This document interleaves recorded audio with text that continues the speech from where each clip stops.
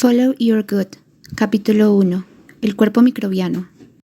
En el capítulo 1 de Follow Your Gut titulado The Body Microbial, se introduce el concepto de cuerpo microbiano, el cual explica que el cuerpo humano alberga trillones de microbios que superan en número a las células humanas. Se describe cómo estos microorganismos juegan un papel clave en procesos como la digestión, el sistema inmunológico e inclusive el comportamiento, en donde estos microbios varían según las partes del cuerpo, formando comunidades distintas en la piel, el intestino y otros órganos. Además, el capítulo revela que los microbios influyen en aspectos como el peso corporal y la salud en general. En base a lo anterior, decidimos realizar una búsqueda bibliográfica en donde encontramos artículos de gran relevancia como el escrito por el Dr. Freddy Moreno Gómez, titulado Relación entre la colonización de la microbiota intestinal y el desarrollo de patologías inflamatorias intestinales, en donde se llevó a cabo una revisión narrativa de la literatura sobre la relación entre la colonización de la microbiota intestinal y el desarrollo de patologías inflamatorias intestinales como la colitis ulcerativa y la enfermedad de Crohn. Los investigadores revisaron estudios publicados entre 2003 y 2020 para explorar cómo la alteración de la microbiota podría estar involucrada en la patogénesis de estas enfermedades. Esta revisión incluyó estudios sobre disbiosis intestinal y su impacto en la respuesta inmune, destacando el papel de la microbiota en la salud y la enfermedad. A continuación, presentaremos una breve entrevista realizada al autor de dicho artículo. Hola Vanessa, muy buenos días. Buenos días. ¿Cómo se encuentra? Bien, muy bien. Hoy sí te pude atender, no pasó ninguna entrevista. Tranquilo, antes muchísimas gracias por sacar este espacio para resolver mis dudas. No, con mucho gusto. Bueno, mi nombre es Vanessa Vargas Campos, soy estudiante del programa de Biología de la Universidad del Quindío y actualmente estamos realizando un proyecto de aula referente a la importancia de la microbiota intestinal en diferentes ámbitos de la vida o del cuerpo, por ejemplo. Y me encontré con su artículo de la relación que tiene la microbiota intestinal con enfermedades crónicas inflamatorias. Y en base a eso me surgieron tres preguntas, que sería pues la pequeña entrevista que tengo. Claro que sí, con mucho gusto. Claro que sí. Acá tengo las preguntitas. Bueno, la primera pregunta es si existen diferencias realmente significativas en el microbioma entre individuos sanos e individuos con enfermedades crónicas. Bueno, pues normalmente digamos, la microbiota que tiene el ser humano, pues a nivel de cavidad oral, a nivel de intestino, que son las que más he estudiado o las que más he revisado, pues hay una gran cantidad de especies allí bacterianas, fundamentalmente bacterianas, poco hecho de virus, parásitos y hongos. Digamos que están formando un nicho ecológico, ¿no es cierto?, que es lo que denominaríamos pues, la biopelícula o el biofilm, donde estas bacterias interactúan entre ellas. Pues tú habrás revisado los conceptos de biofouling, de quorum sensing, etcétera, bien para ellas sobrevivir y desarrollando efectos metabólicos que son normalmente positivos, como es el caso de las intestinales, digamos, para los procesos de absorción de nutrientes. Entonces, digamos que los seres humanos tenemos un biofilm, una microbiota intestinal constituida por una gran cantidad de especies que pueden variar dependiendo de la distribución geográfica, los procesos etnohistóricos, etcétera, pero que digamos en términos generales forma un microbioma que es homogéneo y constante y que en condiciones de homeostasia, por no decir de salud, sino de homeostasia, pues este biofilm está en equilibrio con la morfofisiología del sistema gastrointestinal, digamos que no interviene negativamente en los procesos de absorción de nutrientes, sino que por el contrario los favorece. Cuando hablamos ya del caso de enfermedad, y tú me estás hablando de enfermedades crónicas, me imagino que no transmisibles, no sé, podríamos hablar de enfermedades de origen genético como enfermedad de Crohn o una simple enfermedad adquirida como un colon irritable.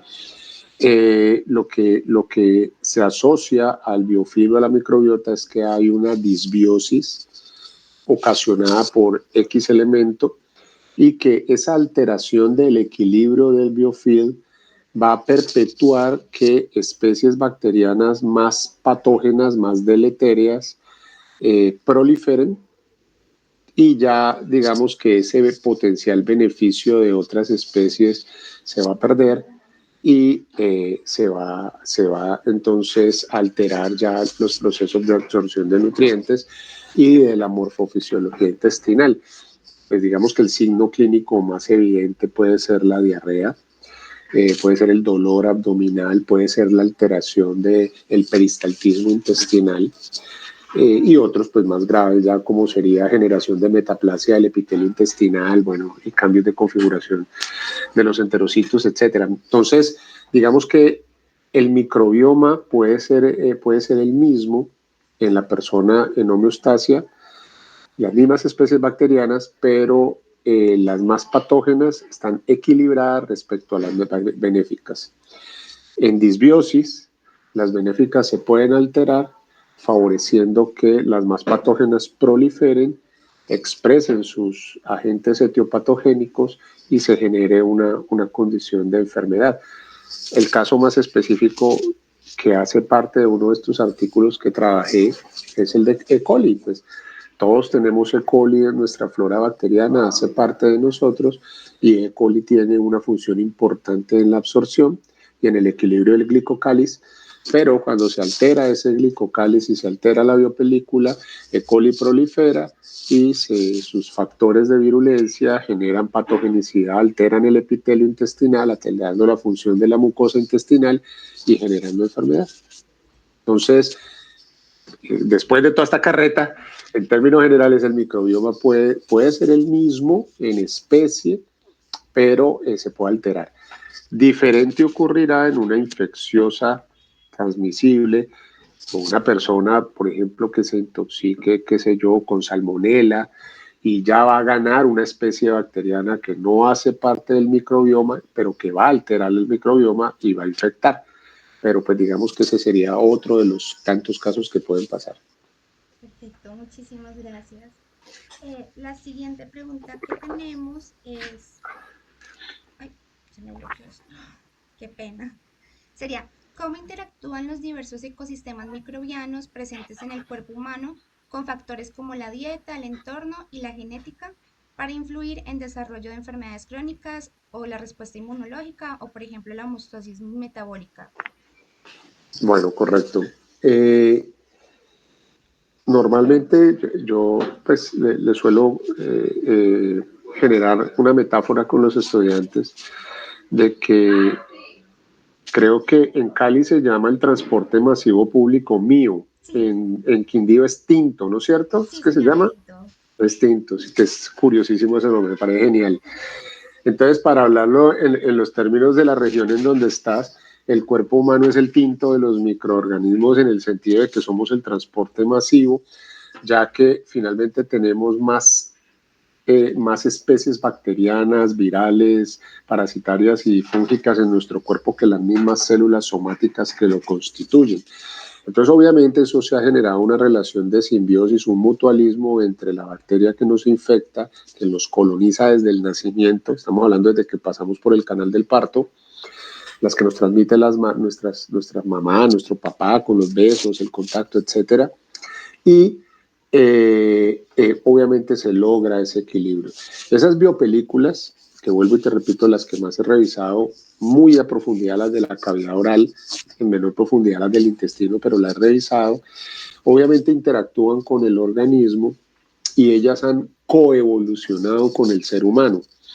En esa coevolución se afecta tanto la expresión genética de la bacteria para poder sobrevivir al ambiente humano o interior del cuerpo humano, y se afecta el material genético humano para poder, digamos, dar una resistencia al sistema inmunológico para que tolere de cierta manera, y estamos hablando de tolerancia inmunológica, estas bacterias. Entonces, de esa manera logramos digamos, el equilibrio. Entonces, es curioso pensarse que en la cavidad oral tenemos más de 3.000 especies bacterianas, pero que cuando hay un desequilibrio de esas especies, muchas de ellas se vuelven patógenos y nos desarrollan enfermedad periodontal y caries, por supuesto. Para el caso del intestino, pues una alteración de ese equilibrio de la biopelícula, de la flora, del biofilm, del glicocálice, como lo quieras llamar, pues obviamente va a generar ese desequilibrio y esa E. coli que nos ayuda en los procesos de absorción, que hace parte de nuestra microbiota, pues va a adquirir un carácter patogénico. Entonces, la dieta, como me lo planteas en la pregunta, pues resulta fundamental en el sentido de que los hábitos alimentarios y alimenticios de un individuo van a condicionar el funcionamiento de esa microbiota para que ésta sea positiva.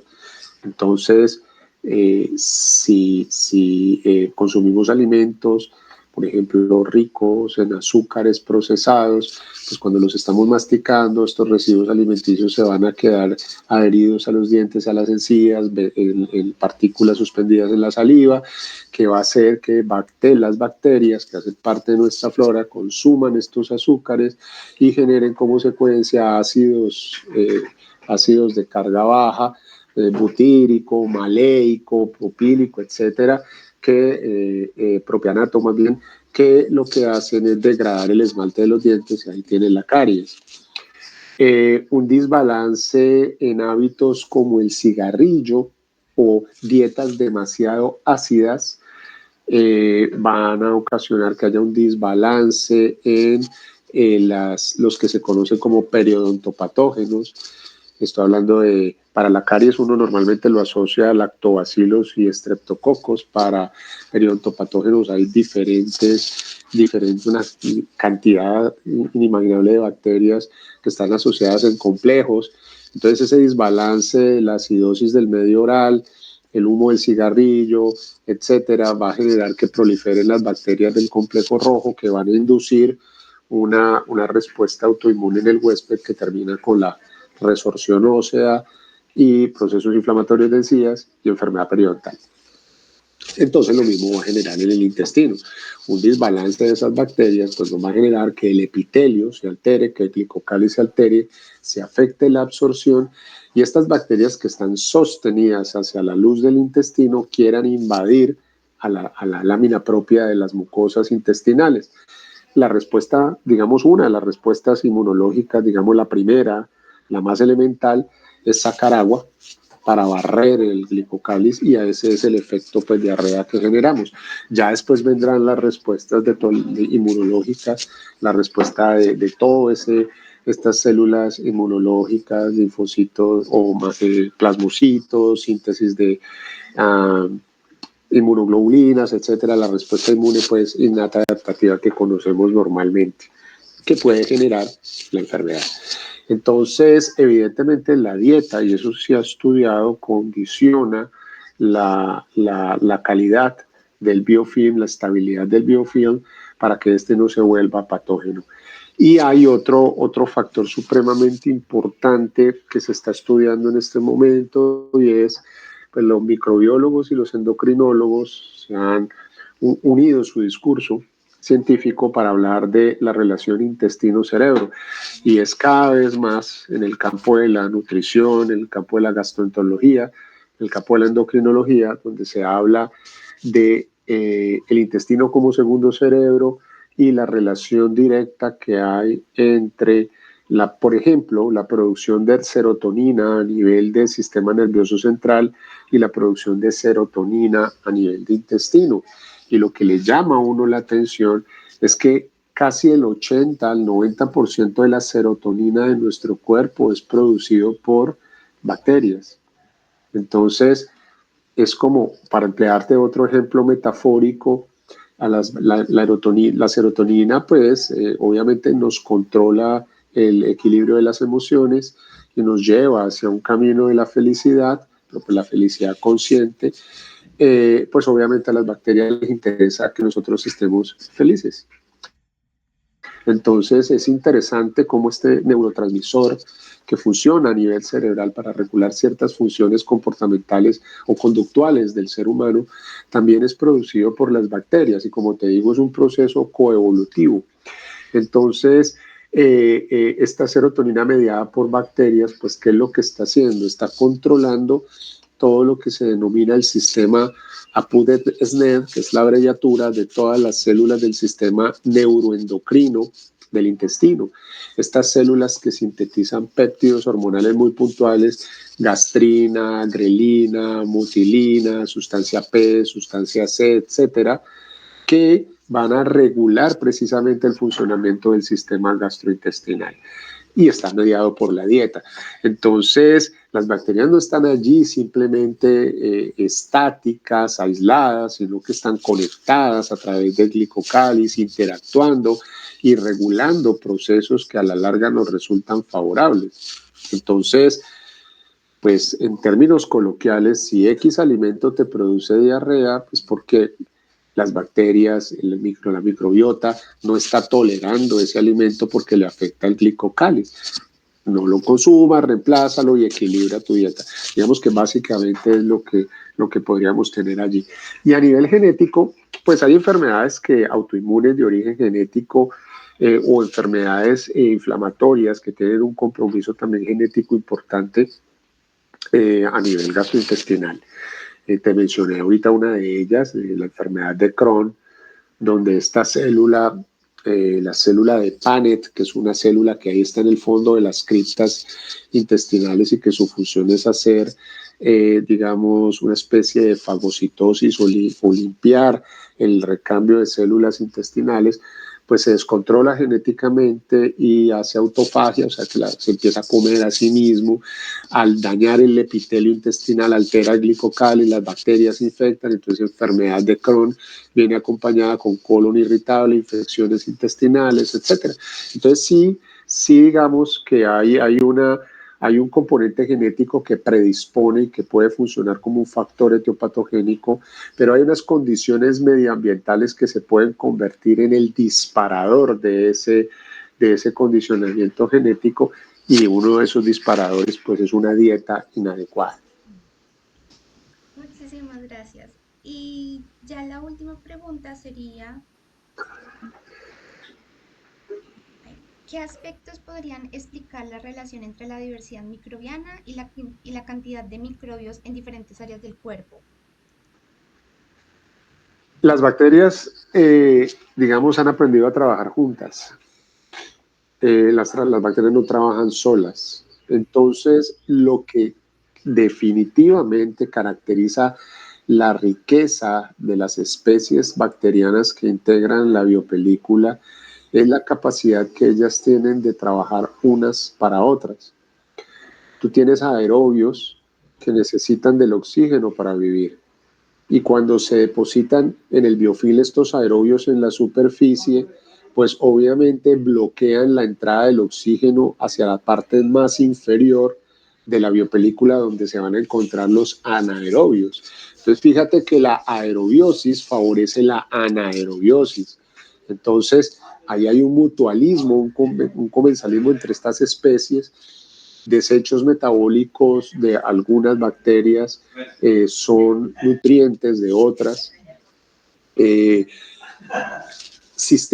Algunas bacterias controlan ciertos elementos del sistema inmune que para ellos no son nocivas, pero para otros sí. Caso de inmunoglobulinas específicas para ciertas especies bacterianas. Entonces sí hay un trabajo en equipo. Entonces, lo que garantiza la estabilidad de la biopelícula para que no haya una condición de enfermedad, de disbiosis, sino una condición de homeostasia, es la diversidad biológica. Eso está muy estudiado y eso es lo que ha sentado la base pues, de la importancia del biofouling y estar migrando y remodelándose constantemente, y pues, la capacidad de comunicación que tienen las bacterias entre sí y la capacidad que tienen para intercambiar material genético, ¿no? Es supremamente importante a través del pili bacteriano. Se pensaba que el pili bacteriano solo podría ser la comunicación entre las mismas especies, pero ya sabemos que la comunicación es interespecie o transespecie. Entonces, tener una dieta, eso también está estudiado, tener una dieta diversa, mientras más diversa sea la dieta, de mejor manera se favorece la variabilidad de especie de la flora bacteriana. De hecho, el nombre flora proviene de eso. Es un inmenso jardín donde van a ver una gran cantidad de flores.